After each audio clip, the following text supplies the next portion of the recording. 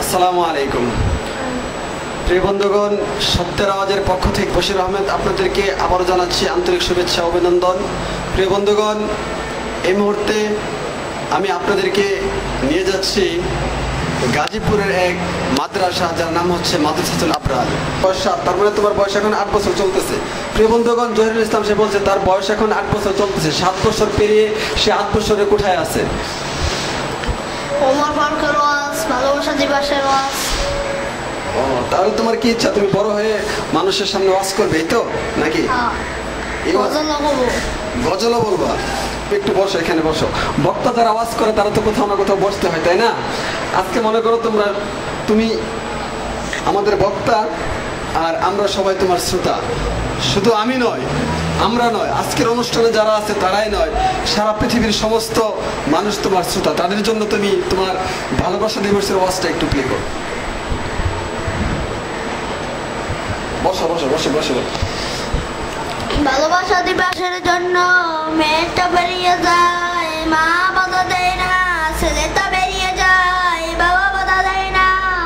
রাত্রে মেয়েটা আমার সামনে অন্যের ছেলে নিয়ে ঘুমায়, মা বাধা দেয় না।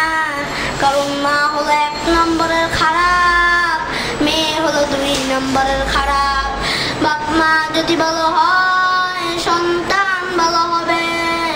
উস্তাদ যদি ভালো হয়, ছাত্র ভালো হবে। সরকার যদি ভালো হয়, জনগণ ভালো হবে। গাছ যদি ভালো হয়, ফল ভালো হবে। পীর যদি ভালো হয়, পুরীটাও ভালো হবে। মুড়িতে যদি পিড়ি টানে, বুঝবেন পীরের দলেরা গামছা টানে। মুড়ি দলেরা যদি প্রস্রাব করে পানি না লয়, বুঝবেন পীরের দলেরা পায়খানা কইরাও পানি লয় না। গাছ ভালো না খারাপ, ফলের দ্বারা পরিচয় হয়। উস্তাদ ভালো না খারাপ, ছাত্রের দ্বারা পরিচয় হয়।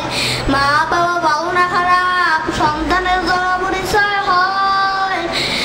পীর ভালো না খারাপ, পুরীদের দ্বারা পরিচয় হয়। Thank you Mohammad Zahirul Islam.